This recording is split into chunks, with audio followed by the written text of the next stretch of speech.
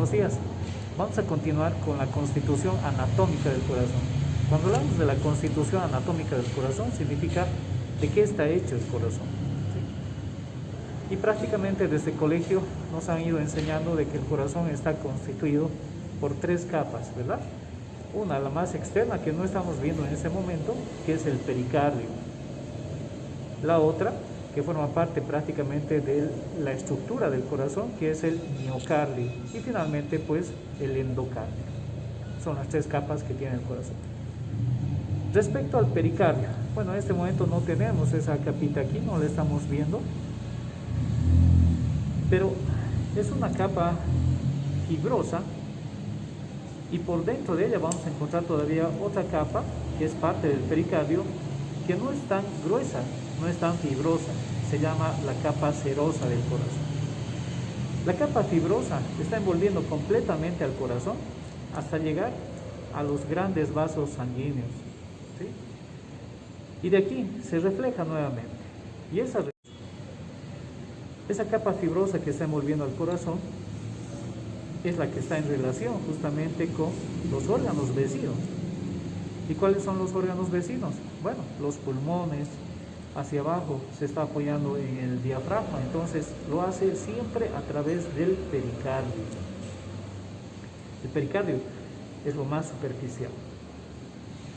Pero no solamente se pone en relación, sino a través del pericardio es que el corazón se mantiene en su posición, a través de unos denominados ligamentos vértebro-pericárdicos, externo-pericárdicos, diafragmático-pericárdicos. Entonces, gracias a reflexiones del pericardio es que el corazón se mantiene en su posición. Además de que el corazón pues tiene su continuación con los grandes vasos sanguíneos, que son los elementos que realmente lo mantienen en su posición.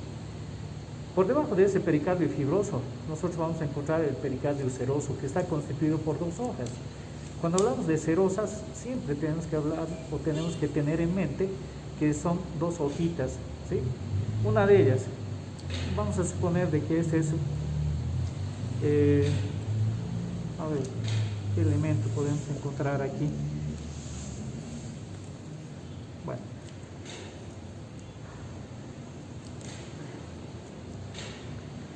hay un elemento en el abdomen que va recubriendo todas las paredes del abdomen.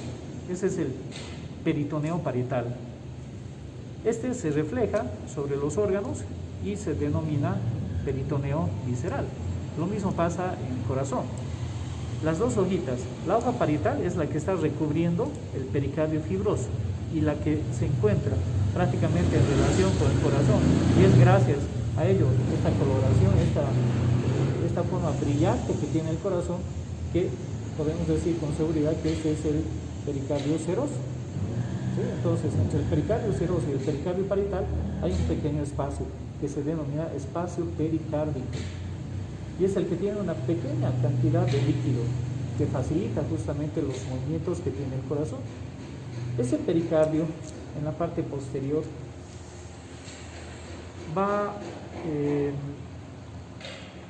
reflejándose a nivel de los grandes vasos sanguíneos, formando unos pequeños espacios que se denominan senos, ¿sí? Hay uno de ellos que es un seno transverso y hay un seno longitudinal, ¿no? Entonces, son espacios que se están formando justamente por la presencia del pericardio, principalmente el pericardio fibroso.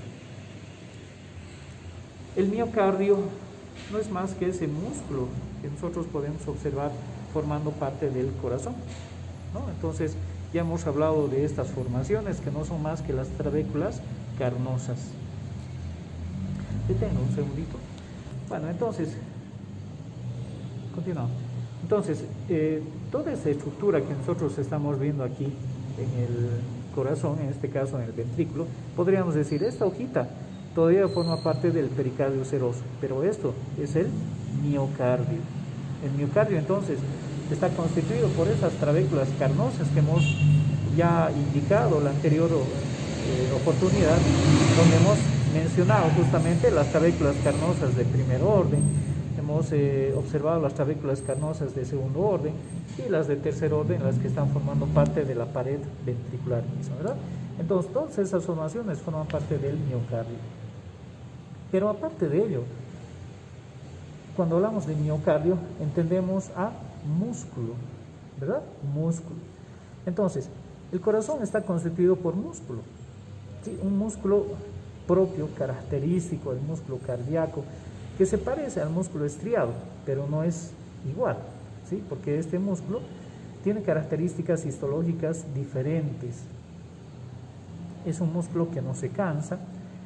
En cambio, el músculo estriado, después de realizar varias contracciones, relajaciones, etcétera, de ese músculo, pues sufre lo que se denomina la fatiga muscular, ¿no?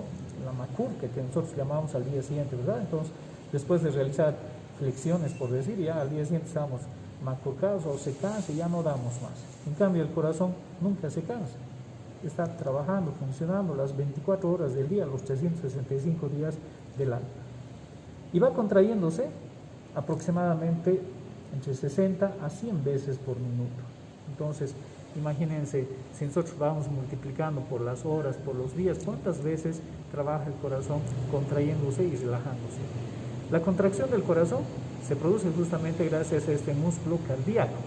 A esa contracción se denomina sístole, ¿sí? Y su relajación se llama diástole. Las características de este músculo, podemos decir que que rodean una estructura fibrosa, ¿verdad? Cuando hablamos de músculo, siempre nosotros tenemos que pensar en un esqueleto primeramente. Es lo mismo aquí. Aquí nosotros vemos la clavícula y hay algunos músculos que se dirigen hacia la clavícula.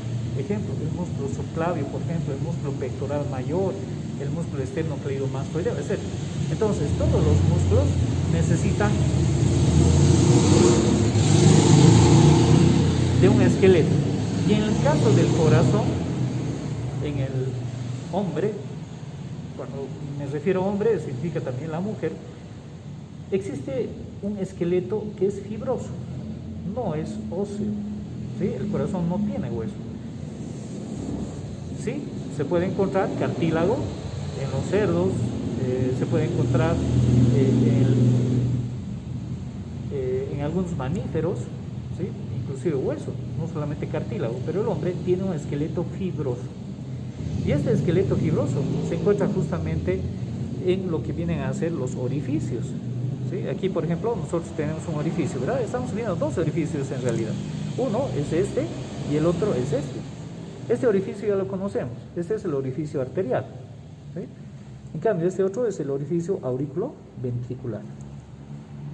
Entonces, este orificio arterial, el orificio auriculoventricular. ¿Cuántos orificios auriculoventriculares hemos mencionado? 2. ¿Cuántos orificios arteriales? 2. Entonces, son 4 orificios en total. Esos orificios están dando lugar a la inserción de estas pequeñas formaciones que ya las hemos mencionado, ¿verdad? Aquí hay una, aquí hay otra y aquí está la otra, ¿sí? A ver, nos vamos a ayudar con esto para poder ver bien esa formación. Entonces vean bien, aquí tenemos una, ¿qué es esto? Es una válvula semilunar, una válvula sigmoidea. ¿Estamos en qué arteria? Ventrículo derecho.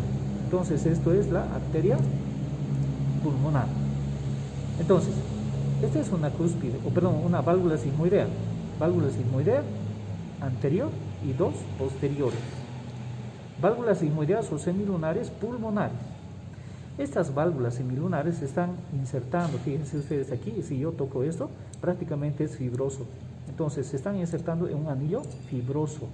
Lo mismo aquí, anillo fibroso, aurículo ventricular. Entonces, entre estos anillos fibrosos se están formando en conjunto una formación triangular que se denomina el trígono fibroso. ¿Sí? Trígono fibroso. Es en ese trígono fibroso que se están insertando los músculos. La aurícula derecha tiene su propio músculo auricular, ¿sí? La aurícula izquierda tiene sus propios músculos que están a manera de asa, rodeando justamente este trígono. El ventrículo derecho tiene también sus propios músculos que van convergiendo hacia el anillo fibroso auriculoventricular. Lo mismo, el ventrículo izquierdo, hacia el anillo auriculoventricular izquierdo. Entonces, estos están convergiendo, son fibras oblicuas más o menos que tienen estos músculos ventriculares. En cambio, los músculos auriculares tienen la forma de una asa. Y sobre ello todavía, los dos músculos ventriculares están envueltos a su vez por fibras que engloban a los dos ventrículos. Entonces hay un doble músculo. Uno, primero, el propio del ventrículo derecho, el propio del ventrículo izquierdo, y sobre ellos todavía hay un músculo que engloba a los dos. Lo mismo pasa a nivel de las aurículas, solamente que en menor cantidad, y es lógico, ¿no? Las aurículas no necesitan tanta fuerza, en cambio los ventrículos sí necesitan ejercer bastante fuerza. Bueno, ese es el miocardio. El endocardio. Bueno, el endocardio es la capa más profunda que tiene el corazón. El endocardio no es más que esta capita que nosotros estamos viendo así de forma brillante, envolviendo las cavidades del corazón. Lo mismo aquí, está envolviendo las cavidades, en este caso, de los orificios arteriales. Esta capita vuelve lisa toda la superficie, evitando justamente superficies rugosas. ¿Qué pasaría si no hubiera endocardio, como en una enfermedad, ¿no? La endocarditis bacteriana, por ejemplo. Esa endocarditis lo que hace es destruir esta superficie, el endocardio, y la vuelve rugosa. Al volverla rugosa, prácticamente da lugar a que aquí se destruyan las plaquetas y se vayan formando trombos. Entonces, esa es la función del endocardio en realidad, ¿sí? Recubre todas las superficies, todas las cavidades, va continuándose con las arterias, con el endotelio de las arterias y evitando la formación de trombos justamente. Bueno, ahí están las tres capas entonces que tiene el corazón. Bueno, decíamos hace un momento que el corazón se mantiene en su posición por una serie de ligamentos, gracias al pericardio, pero también su continuación con los vasos sanguíneos. ¿Qué vasos sanguíneos importantes vamos a encontrar a nivel del corazón? Bueno, dentro de los vasos sanguíneos que vamos a ir encontrando a nivel del corazón, pues tenemos primeramente esta arteria, que hemos hecho un corte. Eso es. Fíjense, aquí hemos hecho un corte prácticamente en esta arteria para demostrar la presencia de las válvulas sigmoideas pulmonares. Pero la arteria más anterior del corazón es justamente esta, la arteria pulmonar. ¿Sí? La arteria pulmonar. Después de unos 5 centímetros aproximadamente de longitud, esta arteria pulmonar se va a dividir en dos ramas, una rama derecha y una rama izquierda. Cada una de esas ramas va a ir hacia el pulmón respectivamente. Bueno, arteria pulmonar, entonces es una de las arterias que mantiene en su posición al corazón. Seguramente de estas arterias vamos a hablar bastante cuando estemos ya en pulmones, ¿sí? Entonces, arteria pulmonar. Si se fijan ustedes, esta arteria pulmonar prácticamente se relaciona grandemente con estas pequeñas formaciones que ya las conocemos, ¿no? En el lado derecho o izquierdo, perdón, vamos a encontrar la orejuela del lado izquierdo. Ahí estamos viendo justamente la arteria y cómo se relaciona con la orejuela. Hay un pequeño surco que lo está separando justamente de la orejuela del lado izquierdo. En el lado derecho también la arteria pulmonar se va a poner en relación y está separada justamente por esta otra formación que es parte de la aurícula derecha. Entonces esta se llamará orejuela del lado derecho. La arteria pulmonar un poquito hacia atrás se va a poner en relación y superiormente también con la arteria aorta. Esta es la arteria aorta. Entonces vean ustedes, la arteria aorta es posterior en su origen a la arteria pulmonar. La arteria aorta es superior a su división de la arteria pulmonar. En esta división de la arteria pulmonar derecha y arteria pulmonar izquierda, la arteria aorta, ustedes por embriología posiblemente ya deben tener conocimientos de que existe una comunicación, ¿verdad? Sí, una comunicación. Bueno, eso ya en el adulto queda prácticamente deprimido a simplemente un ligamento, el ligamento intervenoso, ¿no? Ligamento intervenoso. Vale. La arteria aorta Esta arteria aorta nace del ventrículo izquierdo. Lo mismo, en su origen tiene la presencia de válvulas sigmoideas, pero esta vez se llamarán válvulas sigmoideas aórticas, y que ya hemos indicado que su posición es diferente a las que hemos encontrado en la arteria pulmonar. Aquí son dos anteriores y una posterior. Bueno, desde su origen, la arteria aorta va cambiando de dirección. Primero, tiene una dirección ascendente. Luego, bruscamente, tiene una dirección transversal y luego tiene una dirección descendente. Entre la dirección ascendente y descendente, pues esta partecita, de acuerdo a su dirección medio transversal, que la vemos aquí, pues se la denomina callado de la aorta. Este es el callado de la aorta. ¿Sí? Callado de la aorta. Bueno, y ya aquí más o menos a nivel de la cuarta vértebra dorsal, pues empieza su trayecto descendente, su dirección descendente, ha cambiado de dirección. Esta arteria aorta, en su trayecto ascendente, emite dos arterias, da origen a dos arterias. Las arterias coronarias, que son las arterias que están irrigando el corazón. Vean ustedes entonces, las primeras ramitas que se originan de la arteria son para la misma bomba impulsora de sangre, ¿no? Son para el corazón. Arterias coronarias derechas y izquierdas. Iremos identificando a ver si podemos verla. Páralo un ratito. Ya. Las arterias coronarias se van a originar entonces de la arteria aorta. Ni bien dejan la válvula o las válvulas sigmoideas, van a dar origen justamente a estas arterias. Y ahí estamos viendo justamente la arteria coronaria del lado derecho. Esta arteria coronaria derecha, si nosotros ubicamos un poquito en su posición, tiene un trayecto o una dirección más bien casi horizontal. En cambio, la arteria coronaria del lado izquierdo, ahí lo vemos, tiene un trayecto oblicuo, pero es casi vertical. Entonces pareciera que conjuntamente la arteria aorta tienen el mismo eje. Esta arteria coronaria izquierda, si nosotros medimos el diámetro y la comparamos con la del lado derecho, pues ambos son diferentes. ¿Sí? Tiene un poquito más de calibre del lado derecho, en cambio del lado izquierdo es un poquito más delgado, pero varía principalmente la dirección que tiene la arteria coronaria izquierda y la arteria coronaria derecha. Esta es más horizontal, esta es más vertical. Es oblicuo, pero es más vertical.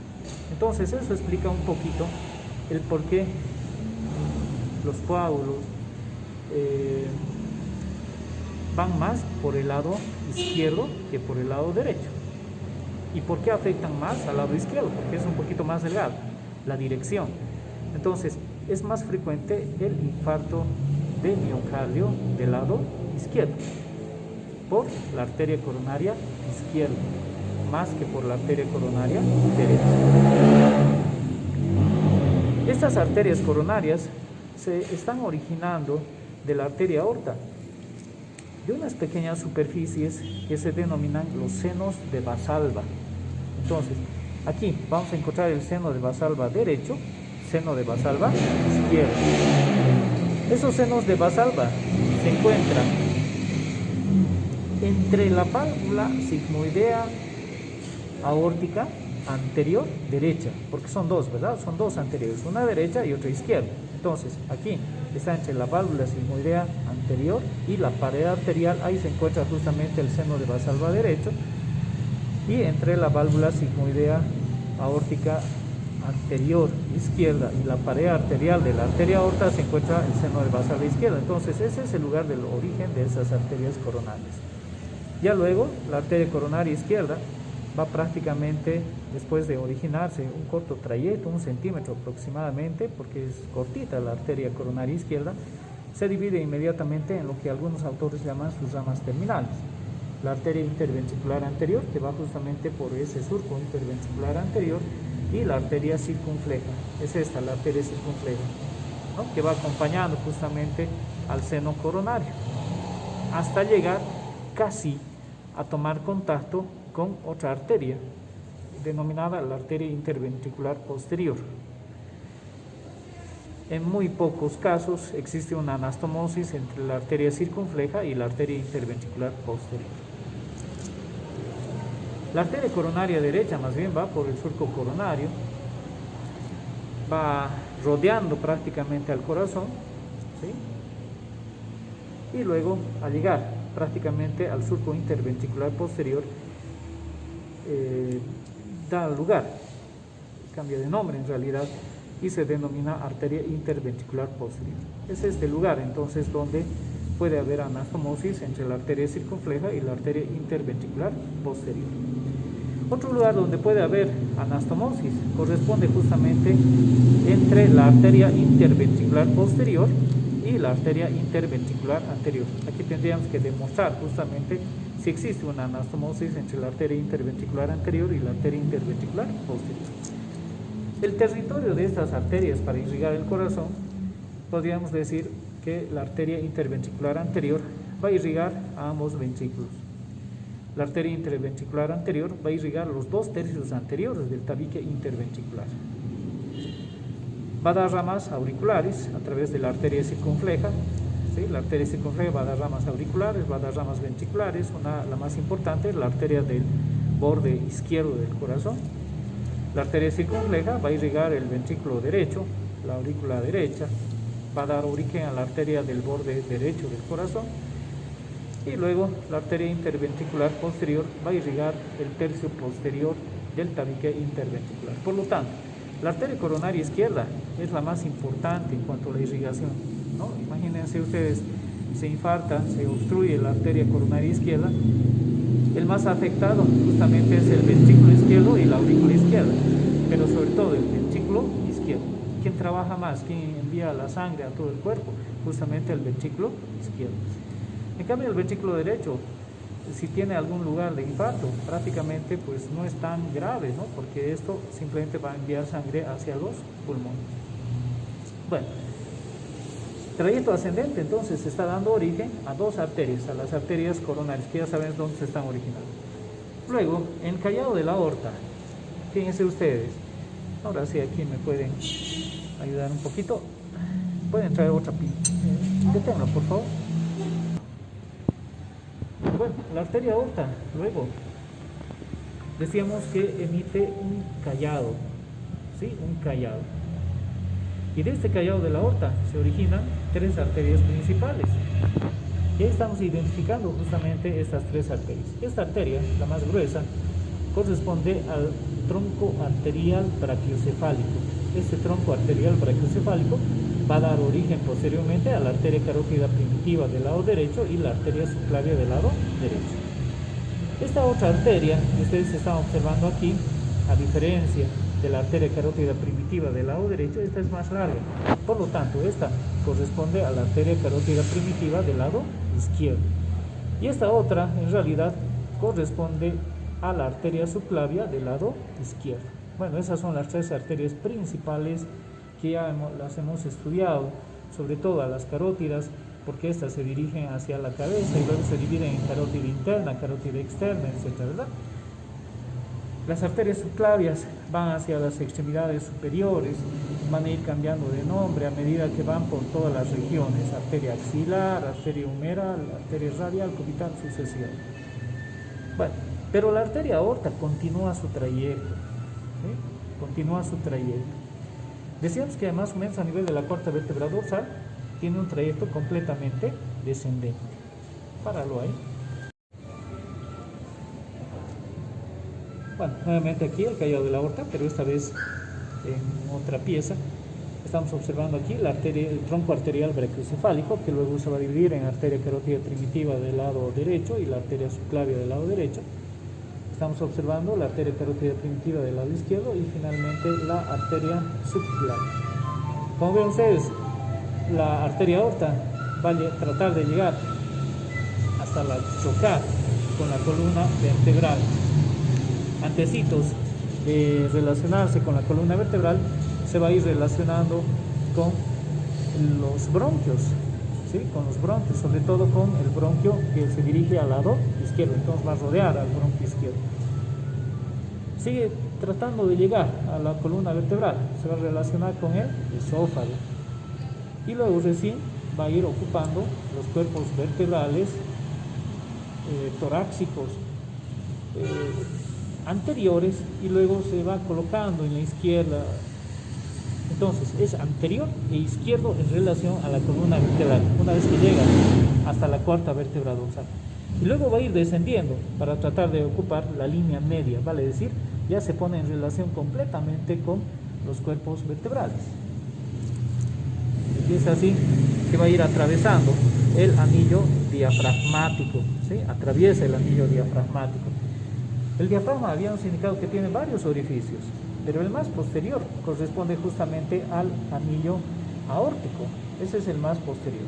Luego, un poquito por delante, lo vamos a encontrar en relación con el esófago, ¿sí? Ese es un anillo muscular. En cambio, el anillo que está rodeando a la aorta no es muscular, es más fibroso, tiene un anillito fibroso.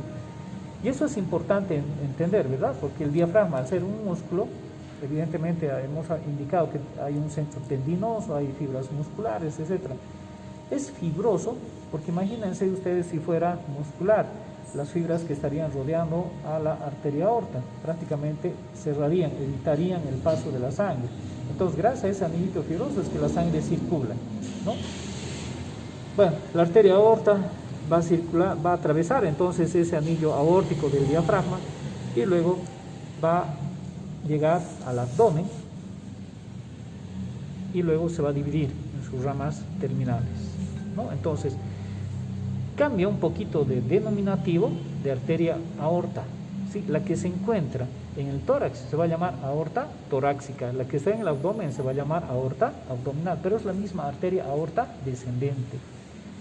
En el tórax, prácticamente la arteria aorta, hasta llegar al anillo diafragmático, emite una serie de ramas colaterales. Dentro de esas ramas colaterales podemos mencionar las ramas, primero, para los bronquios. Como está en relación con los bronquios, entonces va a dar ramas para los bronquios, ramas bronquiales se denominan así. Está en relación con el esófago, decíamos, va a dar ramas esofágicas. Prácticamente se pone en relación con la columna vertebral y va a dar origen a las arterias intercostales posteriores.